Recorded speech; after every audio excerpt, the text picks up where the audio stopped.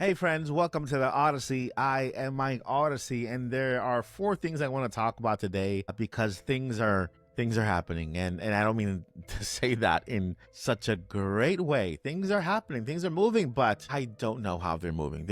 They're a little bit off, and Nintendo is a little bit off, and you can actually feel it in the atmosphere. Yesterday, we had a direct. We're going to be talking about that. Of course, the fan response, my personal opinion on the Nintendo Direct from yesterday. We're also going to be talking about something that just happened today. Nintendo did something else that just completely blew my mind. Before that, if you are new here, I would love your help because I'm trying to reach 100K before the year ends. As it looks impossible, but hey, nothing is impossible when I have support. So if you could consider subscribing, joining our channel, I would really love your support. I would appreciate it so much, and I thank you for it. All right, let's start with yesterday. Yesterday we had a Nintendo Direct Partner Showcase. I have to give a shout out to Nate the Hate. He was the one who brought the source, the true source, and he let us know that there was a direct happening at the end of the week. This was at mid-month, right? When we thought that the direct wasn't happening anymore. Nate went ahead and said, yeah, it's happening after the Donkey Kong release, towards the end of the month after the Pokemon presents. And so, as he stated, it happened. And basically, he also mentioned that it will be focused on third-party support. He did not know what type of direct it was going to be, whether a direct, full direct, partner, Indie World, whatever. He didn't know. All he knew that it was happening and it was going to be focused on third-party support, and it was. So shout out to Nate once again for becoming a great source inside the Nintendo for us fans to follow. All right.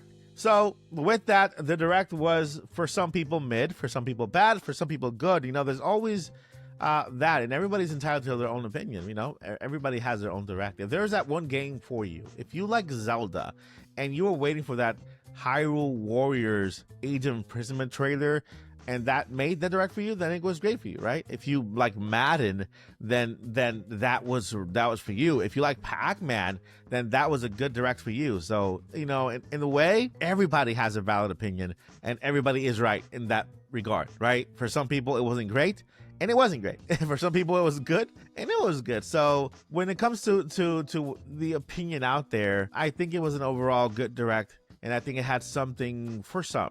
Right. With that said, the question is, what is next from Nintendo? What is next? Like, if at this point it is August 1st and we have two games that are coming out in the second half of the year that by this point should already have release dates, which is crazy.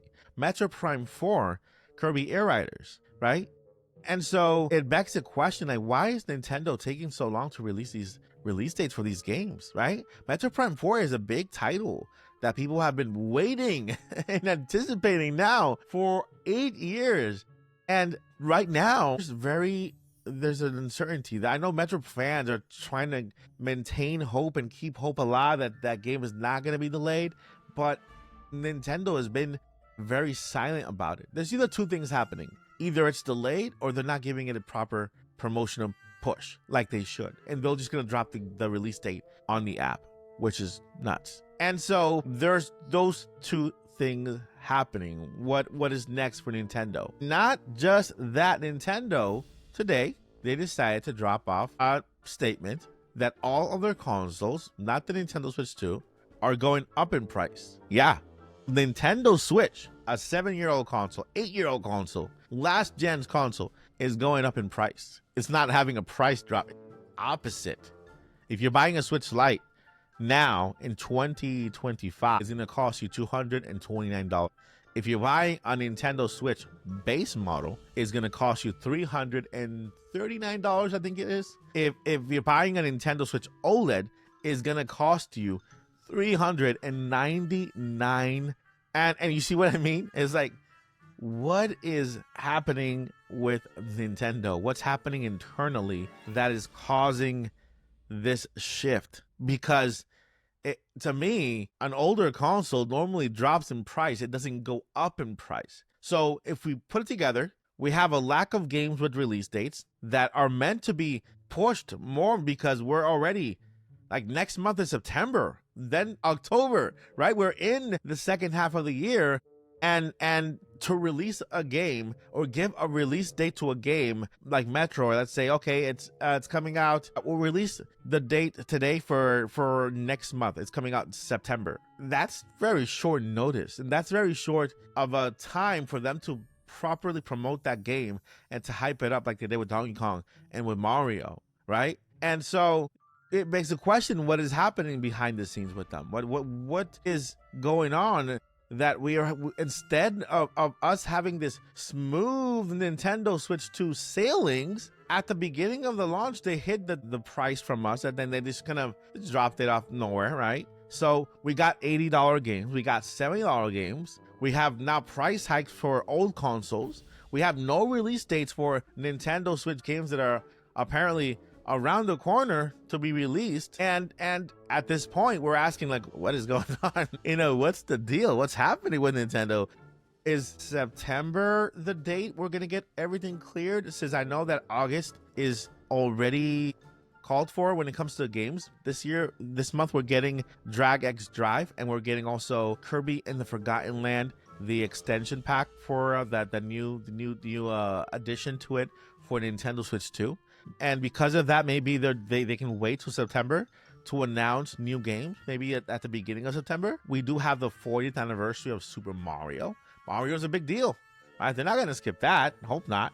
We also have the Legend of Zelda live action movie. They announced those two actors. They just dropped them on Twitter, those actors, right? And the live action movie of Zelda is a big, massive deal for Zelda fans. We could have had like a direct dedicated to that, and have those announcements there, right? And so there's also the Mario movie that's just less than a year away. And we have the theme parks. We have, is Nintendo biting a little too much?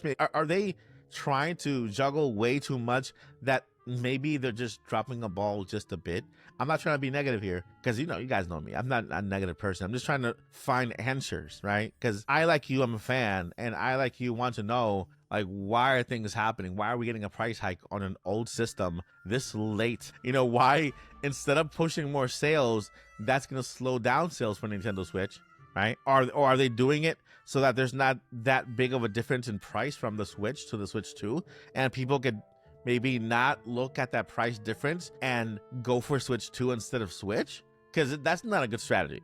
That's not a good strategy. Yeah, those are the things that are happening, right? Are we getting the next announcements via the app, via X, September Direct? Those are all questions that I want to throw out there, because I don't know the answer, and I don't even want to speculate because this is not the Nintendo from the Nintendo Switch era. You see, there was a shift somewhere, and it changed from one person's calendar, from one person's plan to the next person's plan.